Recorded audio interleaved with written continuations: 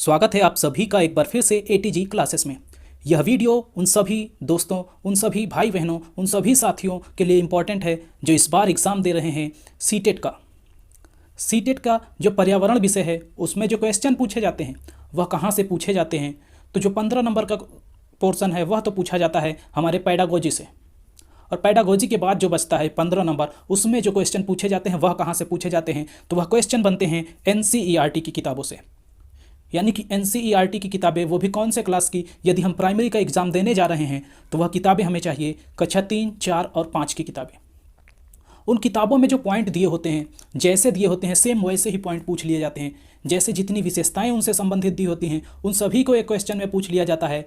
जो विशेषताएं हैं वह दी जाती हैं, एक हमें चयन करना होता है कौन सी विशेषता नहीं है या कौन सी विशेषता है। तो इस प्रकार से क्वेश्चंस बनते हैं, बहुत ढेर सारे क्वेश्चन बनते हैं पर्यावरण की इन किताबों से जो NCERT की हैं। तो हमें इन सभी किताबों का निचोड़ पढ़ना है, यानी कि एग्ज़ाम के पहले हमें इन सभी किताबों को कवर जरूर करना है। जब ये किताबें हम पढ़कर जाएंगे तो वहाँ पाएंगे क्या कि बहुत ढेर सारे जो क्वेश्चन पूछे जा रहे हैं वो सभी इन्हीं NCERT की किताबों से पूछे जा रहे हैं। इसका प्रूफ है प्रीवियस ईयर पेपर। यदि आप लोग प्रीवियस ईयर पेपर देखेंगे तो वहाँ पाएंगे कि बहुत सारे क्वेश्चन जो हैं वह सीधे इन NCERT की किताबों से लिए जा रहे हैं। तो इसी क्रम में आज से हम स्टार्ट कर रहे हैं NCERT क्वेश्चन। जो इंपॉर्टेंट क्वेश्चन पूछे जाते हैं उनसे संबंधित जो महत्वपूर्ण पॉइंट्स बन सकते हैं उनके बारे में। तो आज की जो यह वीडियो होने वाली है वह बहुत ही ज़्यादा इंपॉर्टेंट होगी। तो एक बार वीडियो को प्लीज़ लास्ट तक जरूर देखिएगा, बीच में वीडियो छोड़कर मत जाइएगा, क्योंकि यदि एक भी पॉइंट मिस हुआ तो वह आपका पूरा क्वेश्चन गलत कर सकता है। क्योंकि हमें जाननी होगी उन सभी विशेषताओं को जो पूछे जाते हैं एग्जाम में। यदि एक पॉइंट है बाघ दिया है तो बाघ से संबंधित जितनी विशेषताएं होंगी उन सभी को हमें जानना होगा। ये नहीं कि हमने 2-3 विशेषताएं जान ली, अब उतना हमारे लिए काफ़ी है, हम कुछ भी एग्जाम में टिक मार सकते हैं। तो ऐसा नहीं है। जब तक हम उन सभी विशेषताओं को नहीं जानेंगे जो बाघ से संबंधित हैं तब तक वह हमारे क्वेश्चन सही नहीं होंगे। तो वीडियो को पूरा लास्ट तक देखिएगा। ये वीडियो आप सभी के लिए बहुत ही ज़्यादा इंपॉर्टेंट है। और वीडियो को स्टार्ट करने से पहले आप सभी से रिक्वेस्ट है कि एक पेन और कॉपी लेके जरूर बैठें, क्योंकि जो पॉइंट है वह सभी जरूर इंपॉर्टेंट हैं और सभी को नोट करते हुए चलना है। हमें पढ़ते भी जाना है, नोट करते हुए भी जाना है। और यदि पॉइंट छूट जाए तो वीडियो को बैक करके लिखना है, क्योंकि सभी पॉइंट्स, कोई भी पॉइंट्स छोड़ने वाले नहीं हैं, सभी इंपॉर्टेंट हैं। तो हम लोग जानेंगे NCERT कक्षा 5 की किताबों का संपूर्ण निचोड़। तो लास्ट तक बने रहिएगा। तो चलिए स्टार्ट करते हैं। चींटियों के बारे में हम जो देखते क्या हैं कि जब चींटियाँ चल रही होती हैं तो वो एक सीध में चलती हैं। तो उसका रीजन क्या है उनका एक सीध में चलने का? तो उसका रीजन है कि जब चींटियाँ चलती हैं तो उनके शरीर से एक खास प्रकार का रसायन ज़मीन पर छोड़ते हुए चलती हैं, जिसको सूंघकर जो पीछे आने वाली चींटियाँ हैं वो भी उसी लाइन में चलती जाती हैं। तो याद रखना है हमें कि चींटियाँ एक खास प्रकार का रसायन ज़मीन पर छोड़ती हैं, जिसे सूंघकर पीछे आने वाली चींटियों को क्या रास्ता मिल जाता है। अगला है, अब कुछ जानवर ऐसे होते हैं जो अपनी मादा को उसकी गंध से पहचान लेते हैं। तो उसी का एक एग्जाम्पल हमारे में दिया गया है रेशम का कीड़ा। रेशम का कीड़ा जो है वह अपनी मादा को उसकी गंध से कई किलोमीटर दूर से ही पहचान लेता है। ये पॉइंट याद रखना है, ये सीटेट के एग्जाम में कई बार पूछा जा चुका है। तो इस पॉइंट को हम लोग याद रखेंगे कि जो रेशम का कीड़ा है वह अपनी मादा को उसकी गंध से ही कई किलोमीटर दूर से ही पहचान लेता है।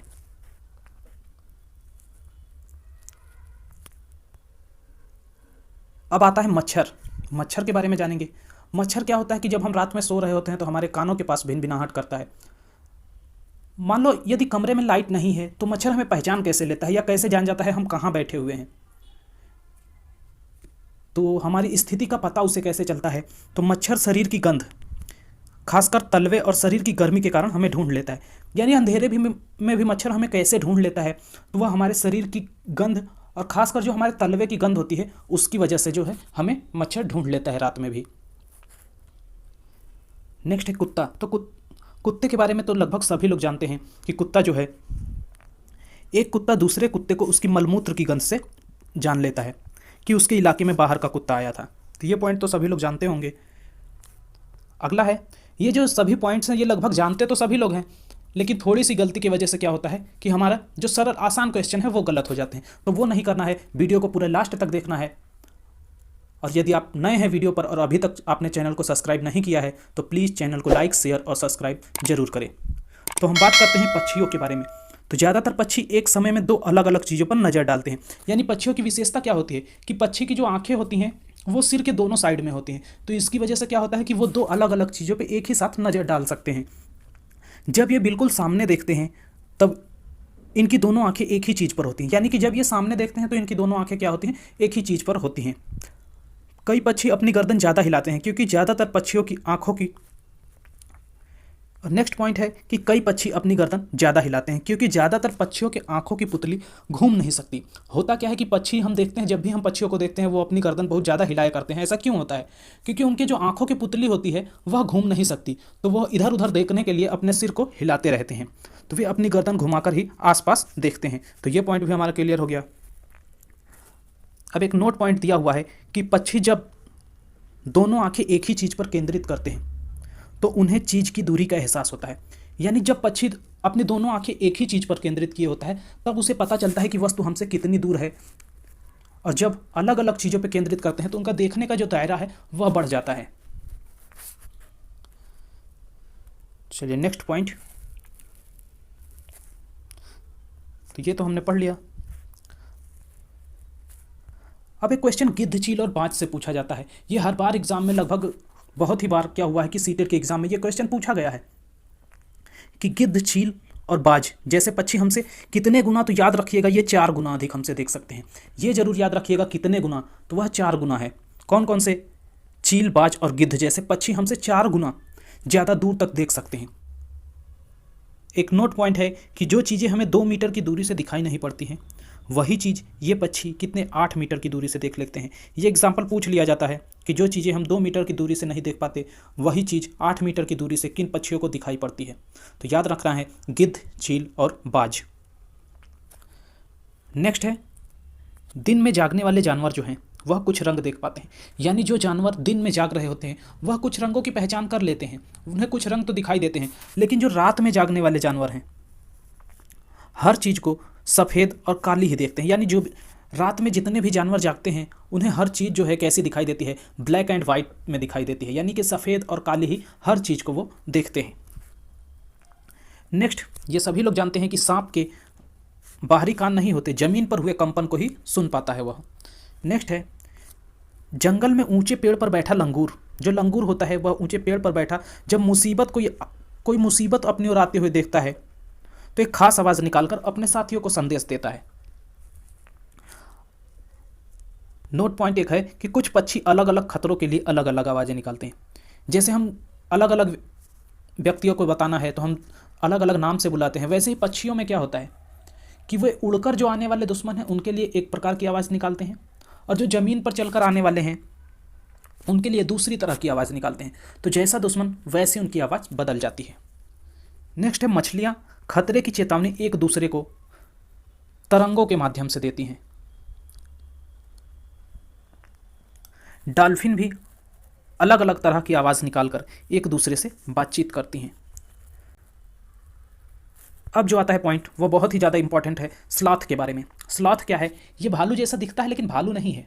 अब इसकी विशेषताएं जानेंगे। वहाँ क्या होता है एग्जाम में जब इससे क्वेश्चन बनता है तो इसकी 3 विशेषताओं को दिया जाता है और एक विशेषता नहीं दी जाती है। पूछता है इनमें से कौन सी विशेषता स्लॉथ की नहीं है, तो हमें वही विशेषताएं तो इन सभी विशेषताओं को, जितने भी इनकी विशेषताएं हैं उन्हें याद रखना है। तो ध्यान से पढ़िएगा ये वाला। चलिए, पहला जो है, ये भालू जैसे दिखते हैं पर भालू नहीं है। अभी बताया ना कि हमने कि ये क्या होता है कि भालू के जैसे दिखते हैं पर ये भालू नहीं होते हैं। अगला क्या है, ये दिन के करीब 17 घंटे पेड़ों पर उल्टे सिर लटक कर मस्ती से सोते रहते हैं। यानी इनकी विशेषता क्या है कि ये दिन के जो 17 घंटे होते हैं वो क्या करते हैं, सोने में बिता देते हैं। और कैसे सोते हैं? पेड़ों पर उल्टे सिर लटक के सोते रहते हैं। तो ये याद रखना है, उल्टे सिर लटके होते हैं। कितने घंटे सोते हैं? तो लगभग 17 घंटे। अगला पॉइंट है इनके बारे में, ये जिस पेड़ पर रहते हैं उसी के पत्ते खाकर पलते हैं। यानी ये खाते क्या हैं? तो पेड़ों के पत्ते खाते हैं। जिस पेड़ पर रहते हैं उसी पेड़ के पत्ते खाकर पलते हैं, इसलिए इन्हें कहीं और जाने की ज़रूरत नहीं पड़ती। अब चूंकि भोजन ये जिस पेड़ पर रहते हैं उसी पर उपलब्ध है तो इन्हें कहीं और जाने की ज़रूरत ही नहीं पड़ती। जब ये अपने पेड़ के सारे पत्ते खा लेते हैं तभी वे पास के पेड़ पर जाते हैं। यानी वो अपने पेड़ के सभी पत्ते खा लेने के बाद, यानी कि वहाँ जब उनका भोजन समाप्त हो जाता है तो वे दूसरे पेड़ पर चले जाते हैं। कब? जब उस पेड़ के वो सारे पत्ते खा लेते हैं तब।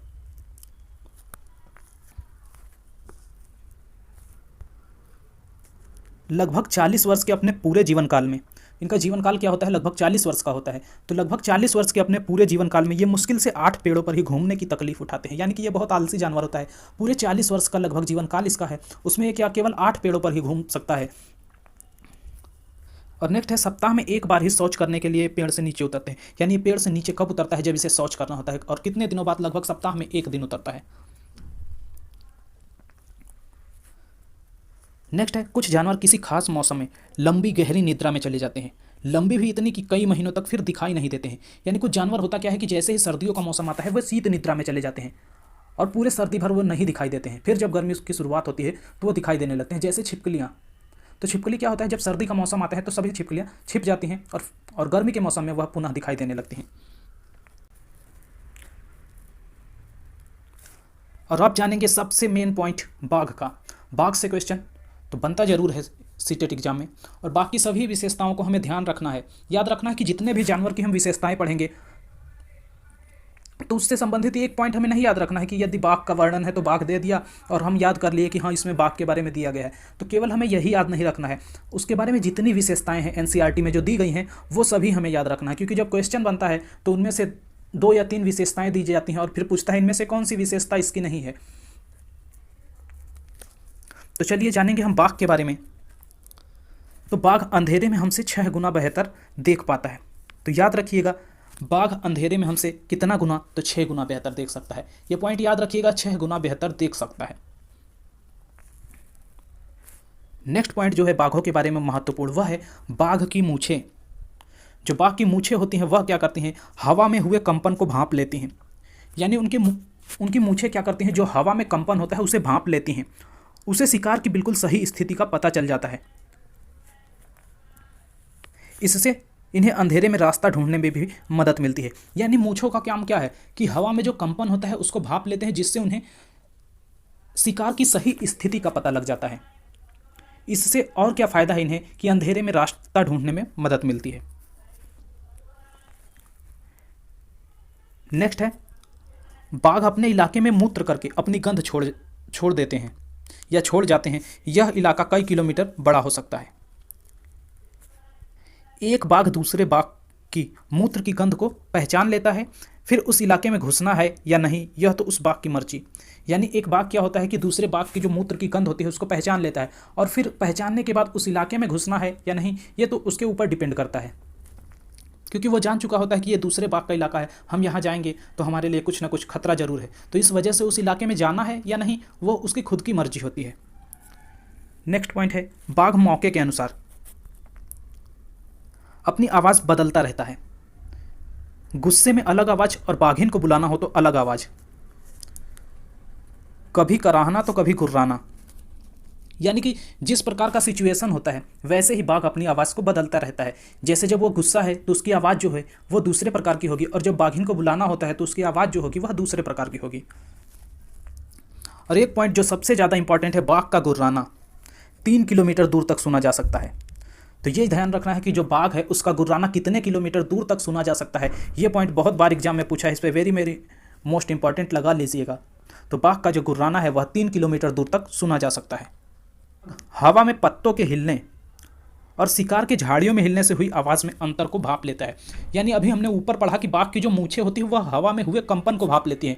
इससे उन्हें होता क्या है कि वह शिकार की सही स्थिति का पता लगा लेती हैं।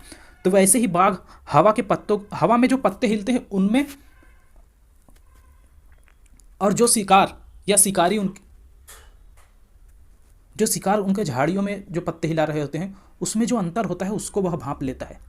यानी किसी शिकार की झाड़ियों में पत्तों के हिलाने और हवा की वजह से पत्तों के हिलने के बीच में जो अंतर होता है उसको बाघ क्या होता है, भांप लेता है। बाघ के दोनों कान जो हैं बाहर की आवाज़ को इकट्ठा करने के लिए अलग अलग दिशाओं में बहुत ज़्यादा घूम जाते हैं। यानी कि इनके कानों की क्या विशेषता है कि वह जो बाहर से आवाज़ें आ रहे हैं उनको इकट्ठा करने के लिए अलग अलग दिशाओं में बहुत ज़्यादा घूम जाते हैं। हमारे देश में बाघ और अन्य कई जानवरों की गिनती इतनी कम हो गई है कि इनके लुप्त होने का खतरा है। हमारे देश की सरकार इन्हें बचाने के लिए जंगलों को सुरक्षा दे रही है। जैसे Jim Corbett national park Uttarakhand और घाना जो है भरतपुर राजस्थान में है। तो इनमें होता क्या है बाघों को सुरक्षा प्रदान की जाती है।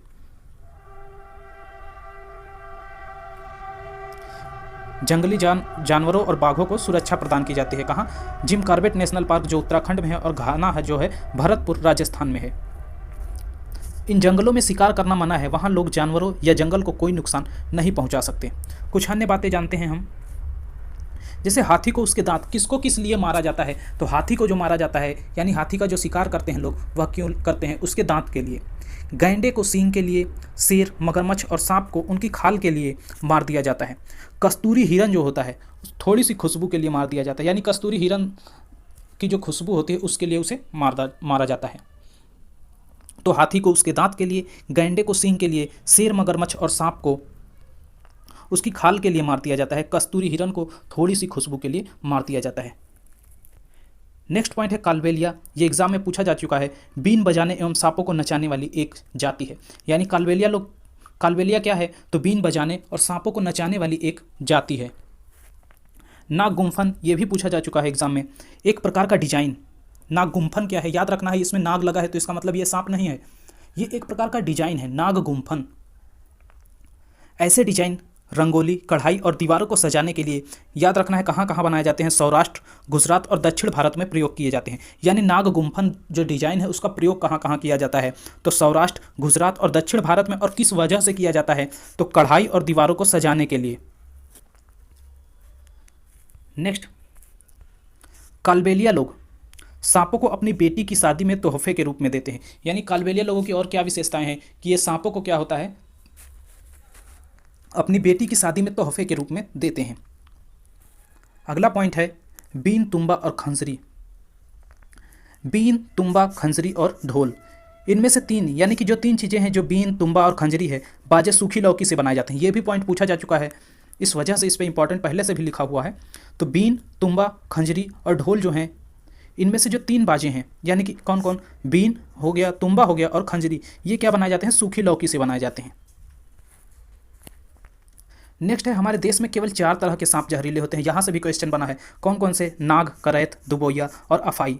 ये सभी पॉइंट्स आप लोगों को तब मिलेंगे जब आप प्रीवियस ईयर पेपर लगा रहे होंगे। तो आप प्रीवियस ईयर सेट में देखिएगा इन सभी से कितने ज़्यादा क्वेश्चन पूछे गए हैं, तो ध्यान से वीडियो को लास्ट तक जरूर पढ़िएगा।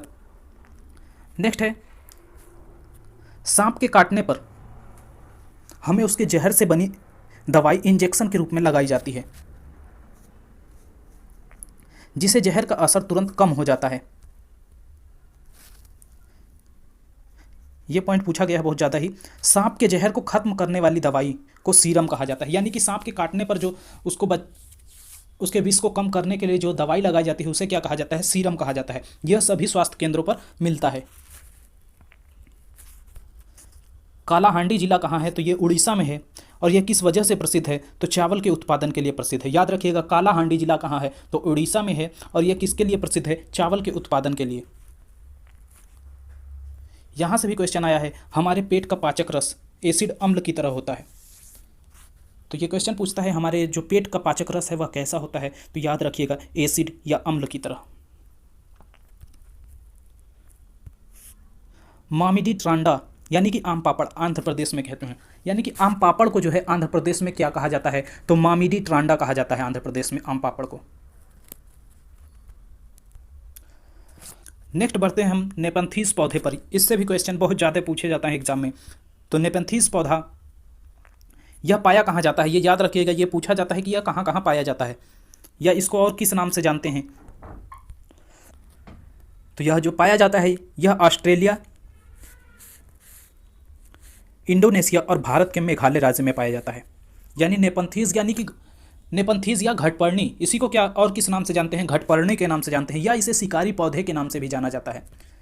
तो यह ऑस्ट्रेलिया, इंडोनेशिया और भारत के मेघालय राज्य में पाया जाता है। तो ये तीनों पॉइंट याद रखिएगा, ऑस्ट्रेलिया, इंडोनेशिया और भारत के किस राज्य? तो भारत के मेघालय राज्य में पाया जाता है।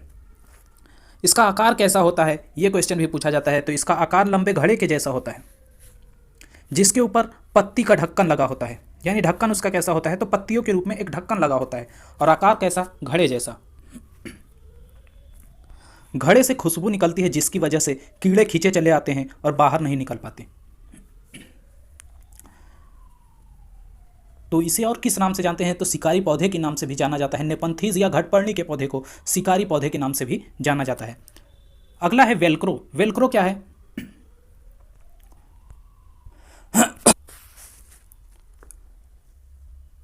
तो जो वेलक्रो है वह, उसे हम सभी लोग परिचित हैं, जो हम चप्पल पहनते हैं या जो बस्ते में हमारे लगा होता है, जो चर चर की आवाज़ करता है जब हम खोलते बंद करते हैं। बचपन में होता क्या था, जो हम बैग लेते थे उस बैग में लगा होता था, या जो हम सैंडल पहनते हैं उसमें भी लगा होता है, जो चर चर की आवाज़ के साथ खुलता है, तो उसी को वेलक्रो कहा जाता है। जैसे ये जूते में भी लगा होता है, जैसे ये जूता हुआ,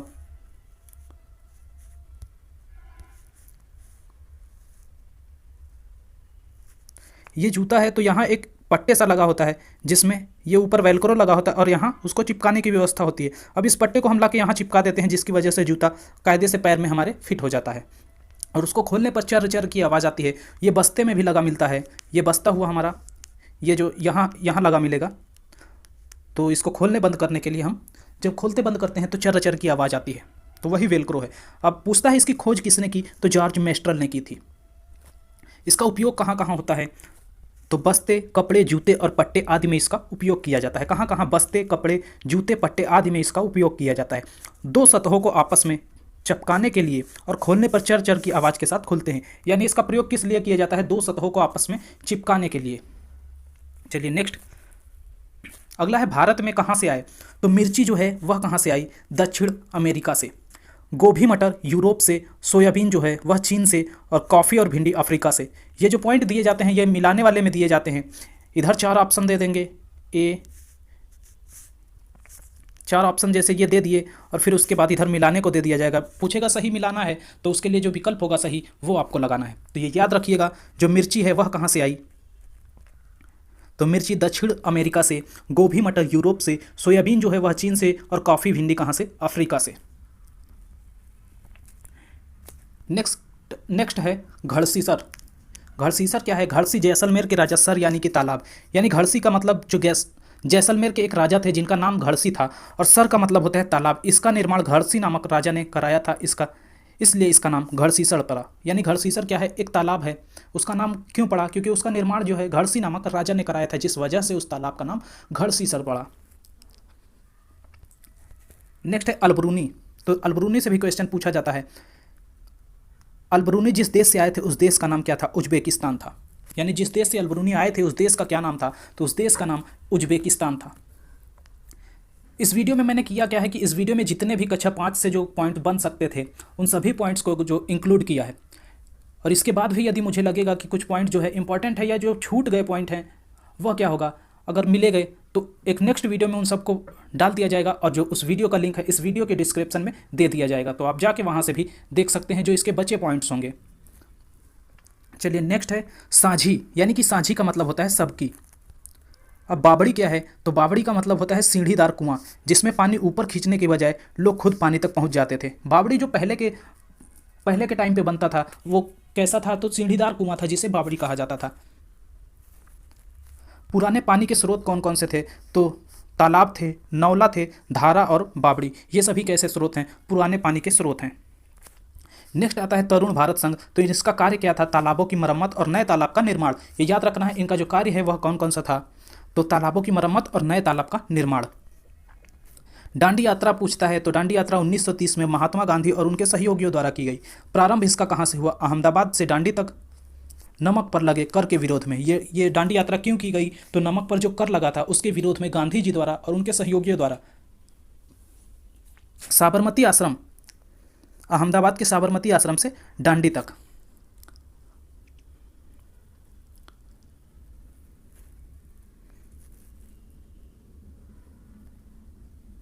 मलेरिया किसके काटने से फैलता है? तो मलेरिया मच्छर के काटने से होता है। और कौन से मच्छर? तो मादा मच्छर, मादा एनाफिलीज मच्छर जो होता है उसके काटने से मलेरिया होता है। इस रोग की पहचान क्या है? तो ठंड लगकर कपकपी के साथ बुखार। ये भी पॉइंट इंपॉर्टेंट है, एग्जाम में ये पूछा भी जा चुका है। तो मलेरिया रोग की पहचान क्या है? ठंड लगकर कपकपी के साथ बुखार। ये होता क्यों है? मादा मच्छर जो एनाफिलीज मच्छर होती है उसके काटने से होता है। मलेरिया की खोज किसने की थी? तो रोनाल्ड रोस ने। जिसको 1902 में इस खोज के लिए नोबेल पुरस्कार भी मिला था। अब मलेरिया की दवाई, ये क्वेश्चन पूछा जाता है, सिनकोना पेड़ की छाल से बनाई जाती है। कौन से पेड़ की छाल? तो सिनकोना पेड़ की छाल से बनाई जाती है। अनीमिया क्या है? खून में हीमोग्लोबिन या आयरन की कमी की। तो अनीमिया किस कारण होता है? तो खून में जो आयरन या हीमोग्लोबिन की कमी के कारण। गुड़, आंवला और हरी पत्तेदार सब्जियों में आयरन पाया जाता है, अतः इनका उपयोग करना चाहिए। यानी कि अनीमिया के रोगी को कौन सी सब्जियों का सेवन करना चाहिए? तो गुड़, आंवला और हरी पत्तेदार सब्जियों का सेवन करना चाहिए। मच्छरों के काटने से मलेरिया, डेंगू और चिकनगुनिया हो सकता है। जमीन से खजाना नाम का एक चैप्टर है जिसमें दिया गया है कि जमीन से निकाला गया तेल गहरे भूरे रंग का गाढ़ा बदबूदार होता है। यानी कि जमीन से जो तेल निकलता है उसका कलर कैसा होता है? तो गहरे रंग का गाढ़ा और बदबूदार होता है।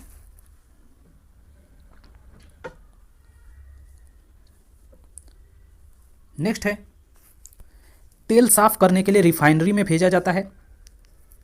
इसी तेल से हमें kerosene, diesel, petrol, engine oil और हवाई जहाज का ईंधन मिलता है। एलपीजी, खाना पकाने की गैस, मोम, कोलतार और ग्रीस भी इसी से मिलते हैं।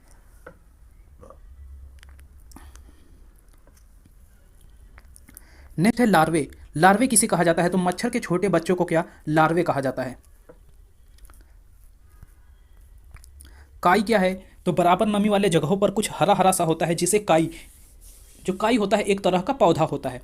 तो बराबर नमी वाले जगहों पर कुछ हरा हरा सा होता है जिसे काई कहते हैं। ये क्या होता है? तो एक तरह का पौधा है। स्लिंग क्या है? पहाड़ों पर रस्सों पर सरकने का एक प्रकार का हुक है। जो स्लिंग है वह क्या है कि पहाड़ों पर जो रस्सियों के सहारे हम सरकते हैं वह स्लिंग की सहायता से। रैपलिंग क्या है? पर्वतों से वापस उतरने की प्रक्रिया को रैपलिंग कहते हैं।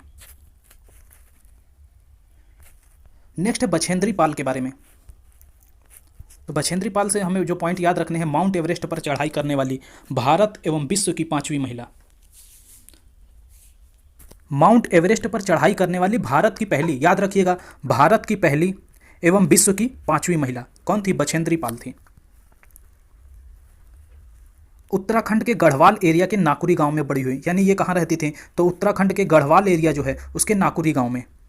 इन्होंने ट्रेनिंग कहाँ से की? तो नेहरू इंस्टीट्यूट ऑफ माउंटेनियरिंग से इन्होंने जो अपनी है ट्रेनिंग की। इनके गाइडर का क्या नाम था? तो ब्रिगेडियर ज्ञान सिंह नाम था इनके गाइडर का। 1984 में माउंट एवरेस्ट पर जाने वाली टीम में ये मेंबर थी। एक इंपॉर्टेंट पॉइंट है जो एग्जाम में पूछा भी गया है कि माउंट एवरेस्ट को नेपाल के लोग सागर माथा के नाम से जानते हैं। इस गोलकोंडा का किला यानी कि एक चैप्टर है उसमें जो है इसमें 87 बुर्ज हैं। 1518 से 1687 तक यहाँ कुतुब शाही सुल्तानों का ने शासन किया। और नेक्स्ट है, ये इंपॉर्टेंट है कि तोप का इस्तेमाल औरंगजेब ने किया था। अगला है सुनीता विलियम्स। तो ये 6 महीने से ज़्यादा अंतरिक्ष में रही थी, 360 किलोमीटर दूर अंतरिक्ष में गई थी। यानी कि ये कितने दिनों तक रही? तो 6 महीने से ज़्यादा। और कितनी दूरी तक? 360 किलोमीटर की दूरी तक अंतरिक्ष में गई थी। नेक्स्ट है लोनार का अर्थ, यानी कि अंग्रेजी में लोनार का अर्थ क्या होता है? अकेला रहने वाला। मुंबई से दिल्ली 1400 किलोमीटर दूर है। एनसीईआरटी के अनुसार जो मुंबई से दिल्ली की दूरी है वह 1400 किलोमीटर है। लेह लद्दाख के घर, इसके बारे में हम कुछ पॉइंट जानते हैं जो इंपॉर्टेंट है एग्जाम में जो पूछे जाते हैं। तो झूले झूले यानी कि स्वागत स्वागत। झूले झूले का मतलब स्वागत स्वागत। कहाँ पे? लेह लद्दाख में। 2 मंजिले घर थे। कहाँ पे? लेह लद्दाख में। घर कैसे थे? 2 मंजिले घर थे। पत्थरों को काटकर एक के ऊपर एक रखकर बना था। यानी जो घर थे वह 2 मंजिले थे और पत्थरों को काटकर एक के ऊपर एक रखकर वह घर बनाए गए थे। अगला है, उस पर मिट्टी चूने से पुताई हुई थी। लकड़ी की सीढ़ियाँ। तो ये सभी विशेषताएं कहाँ के घर की हैं? लेह लद्दाख के जो घर हैं। तो घर कैसे थे? 2 मंजिले थे, पत्थरों को काटकर एक के ऊपर एक रखकर बनाए गए थे, उस पर मिट्टी चूने की पुताई हुई थी और लकड़ी की जो है उसकी सीढ़ियाँ कैसी थी? लकड़ी की थी। उसकी और विशेषता क्या है? उस घर में क्या होता है, गर्मी में लोग ऊपर की मंजिल में रहते और नीचे की मंजिल पर जानवरों के रहने की जगह थी और ज़रूरत का सामान रखा जाता था। यानी गर्मी में क्या होता था, लोग ऊपर की मंजिल में रहते और नीचे की मंजिल में जानवर बांधे जाते और ज़रूरत का जो सामान है वह नीचे की मंजिल में रखा जाता। अंदर से जो घर कैसा था, अंदर से घर छप्पर जैसा था। सर्दी के दिनों में सभी नीचे की मंजिल पर जानवरों के साथ रहते क्योंकि नीचे की मंजिल में कोई खिड़की नहीं थी। यानी गर्मियों में क्या होता था, लोग ऊपर की मंजिल में रहते थे और नीचे जानवर बांधे जाते थे, लेकिन सर्दी में क्या होता था कि सर्दी में सभी लोग जो है नीचे की मंजिल में रहते थे। ऐसा क्यों? क्योंकि नीचे की जो मंजिल थी वहाँ कोई खिड़की नहीं होती थी। छत को मजबूत बनाने के लिए पेड़ों के मोटे तने इस्तेमाल किए जाते थे। यानी छत को मजबूत किस वजह से बनाया जाता था? तो उसमें पेड़ों के जो मोटे तने होते थे उनका इस्तेमाल किया जाता था। सभी घरों की छतें कैसी थी? तो सभी घरों की जो छतें हैं वह समतल थी। मोटी मोटी दीवारें, लकड़ी के फर्श और लकड़ी के छत ही ठंड से लोगों को बचाते थे। यानी उन घरों की दीवारें कैसी थी? मोटी मोटी थी। उनके फर्श कैसे थे? लकड़ी के थे। और जो मोटी मोटी छत थी वही ठंड से लोगों को बचाते होंगे। तो इस घर की जितनी विशेषताएं हैं वो सभी विशेषताएं याद रखनी है। क्वेश्चन में कोई 3 पॉइंट दे दिए जाएंगे, एक पॉइंट डिफरेंट होगा, वहाँ पूछेगा कौन सी विशेषता नहीं है। तो आपको इस वजह से इसके जितने भी पॉइंट हैं वह सभी पॉइंट याद रखने हैं। चांगपा,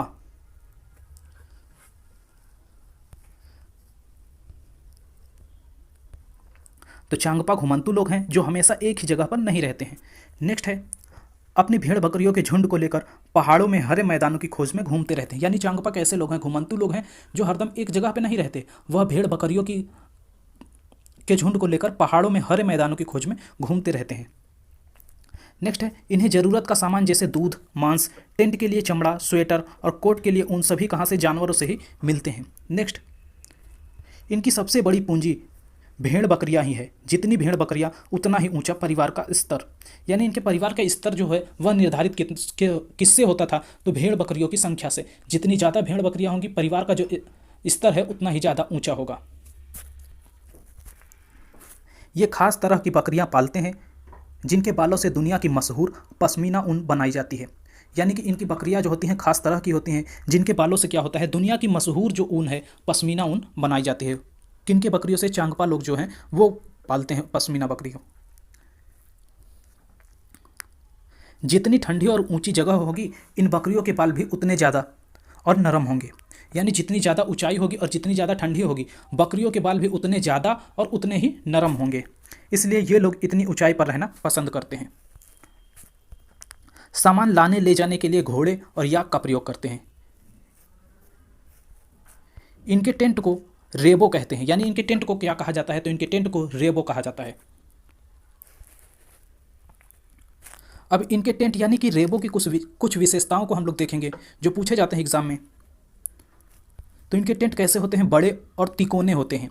याक के बालों से बनी पट्टियों को जोड़कर टेंट का कपड़ा बनाते हैं। यानी जो टेंट का कपड़ा होता है याक के बालों से जो बनी पट्टियाँ होती हैं उनको जोड़कर बनाया जाता है। ये बहुत मजबूत और गर्म भी होते हैं। पट्टियाँ जो हैं 9 डंडियों के सहारे बंधी रहती हैं। टेंट लगाने से पहले ज़मीन में 2 फुट गड्ढा खोदते हैं, फिर ऊंची जगह पर टेंट लगाते हैं। 2 लकड़ी के बड़े डंडों के सहारे टेंट खड़ा रहता है। रेबो के बीचों बीच एक खुला छेद था जहां पर से चूल्हे का जो धुआं है बाहर जा सके। यानी कि रेबो के बीचों बीच क्या था? एक खुला छेद था जहां से जो रेबो का जो वो लोग धुआं जो खाना बनाते थे वो धुआं जो है बाहर जा सके। चांगपा की भाषा में चांगथांग का मतलब ऐसी जगह जहां बहुत कम लोग रहते हैं। यानी कि चांगथांग का मतलब चांगपा भाषा में क्या है कि जहां पर बहुत कम लोग रहते हैं। ऊंचाई पर जाने पर हवा में ऑक्सीजन की मात्रा कम हो जाती है। यानी कि जैसे जैसे ऊंचाई बढ़ती जाती है हवा में जो है ऑक्सीजन की मात्रा कम होती जाती है। भेड़ बकरियों के रखने के स्थान को चांगपा लेखा कहते हैं। यानी चांगपा लोग जहां अपनी भेड़ बकरियां रखते हैं उस स्थान को क्या कहते हैं? लेखा कहते हैं। लेखा की दीवारें पत्थरों एवं चट्टानों को एक के ऊपर एक रखकर बनती हैं। नेक्स्ट है, हर परिवार अपने जानवरों के झुंड पर एक खास निशान बनाता है। रोज जानवरों को सुबह लेखा से निकालकर और गिनकर चराने ले जाते हैं। ये काम औरतों और जवान लड़कियों का रोज का है। यानी कि जानवरों को लेखा से निकालकर रोज चराने का काम किसका है? औरतों और जो जवान लड़कियां होती हैं उन सभी का वो काम होता है। अब नेक्स्ट आता है पश्मीना साल। पश्मीना साल से क्वेश्चन बहुत ज़्यादा सीटेट में बनते हैं तो इसे ध्यान से पढ़ना होगा। यानी एक पश्मीना साल में 6 स्वेटर के बराबर गर्मी होती है। यानी कि जो पश्मीना साल होती है 6 स्वेटरों के बराबर गर्मी करती है। यह एक खास नस्ल के बकरी के बालों से बनाई जाती है जो लगभग 5000 मीटर की ऊंचाई पर पाई जाती है। यानी पश्मीना साल किससे बनती है? तो एक खास प्रकार की बकरी के बालों से बनाई जाती है जो कितनी ऊंचाई पर? लगभग 5000 मीटर की ऊंचाई पर पाई जाती हैं।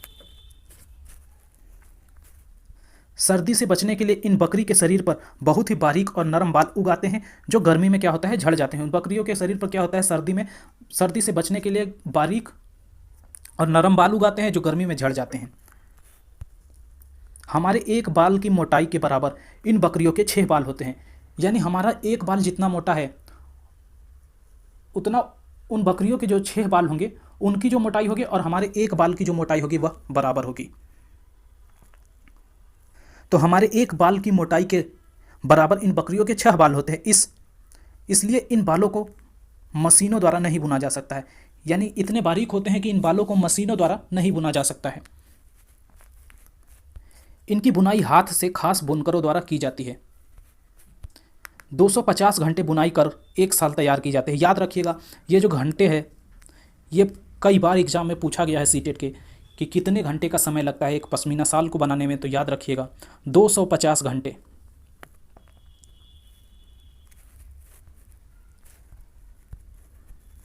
देखते हैं कुछ घरों की विशेषताओं के बारे में। जैसे पहला हमारा दिया हुआ है श्रीनगर के घर। तो श्रीनगर में जो घर बने थे वह कैसे थे? तो पहला है हाउस बोट। इसकी क्या विशेषता है? बाहर से आए टूरिस्ट रहते हैं, यानी बाहर से आए जो टूरिस्ट होते हैं वह कहाँ रहते हैं? हाउस बोट में। ये हाउस बोट कहाँ पाई जाती है? श्रीनगर में।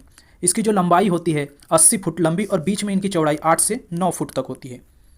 यानी कि इनकी लंबाई 80 फुट और चौड़ाई जो है बीच में 8 से 9 फुट तक होती है। हाउस बोट में कई बड़े घरों के अंदर की छत पर लकड़ी की सुंदर नक्काशी बनी होती है। यानी हाउस बोट में क्या होता है कि कई बड़े घर जो होते हैं उनके अंदर की छत पर लकड़ी की सुंदर नक्काशी बनी होती है। इनमें एक खास डिजाइन ख़त्म बंद है जो जिक्सा पजल जैसा दिखता है। यानी कि क्या होता है, लकड़ी की एक खास डिजाइन बनी होती है जिनमें जो फेमस डिजाइन है वह ख़त्म बंद है जो जिक्सा पजल जैसा दिखता है। लकड़ी के डोंगे। तो हाउस बोट की तरह बने लकड़ी के डोंगे पानी पर तैरते रहते हैं। श्रीनगर में डल झील और झेलम नदी में इन डोंगों में कई परिवार रहते हैं। मकान की तरह इन डोंगों में भी अलग अलग कमरे होते हैं। तो लकड़ी के डोंगों की विशेषता ये थी कि बोट की तरह बने लकड़ी के डोंगे पानी पर तैरते रहते हैं। यानी इनका आकार कैसा होता है? बोट यानी कि नाव की तरह ये पानी पर तैरते रहते हैं। श्रीनगर की डल झील और झेलम नदी में इन डोंगों में कई परिवार रहते हैं। यानी कि श्रीनगर जो है वहाँ की डल झील और झेलम नदी में क्या होता है, इन डोंगों पर कई परिवार रहते हैं। मकान की तरह इन डोंगों में भी अलग अलग कमरे होते हैं। अगला है जम्मू कश्मीर के घर। तो सीमेंट, ईंट, कांच और स्टील के घर ये मजबूत और टिकाऊ नहीं थे। सीमेंट, ईंट, कांच और स्टील के घर जो मजबूत और टिकाऊ नहीं थे। नेक्स्ट आता है कश्मीर के घर। तो पत्थरों को काटकर एक के ऊपर एक रखकर बनाए गए थे। पत्थरों के ऊपर मिट्टी की पुताई की जाती थी और लकड़ी का इस्तेमाल भी किया जाता है। इन घरों की छत ढलवा होती है। अब यहाँ के पुराने घरों की खासियत हम देख लेते हैं। तो पुराने घरों में क्या होती है, जालीदार खिड़कियाँ होती हैं। ये बाहर की ओर उभरी होते हैं, इन्हें डब कहते हैं। यानी कि जो लकड़ी की खिड़कियाँ होती हैं जो बाहर की ओर उभरी होती हैं उन्हें क्या कहा जाता है? डब कहा जाता है। इनमें बैठकर बाहर का नज़ारा बढ़िया दिखता है।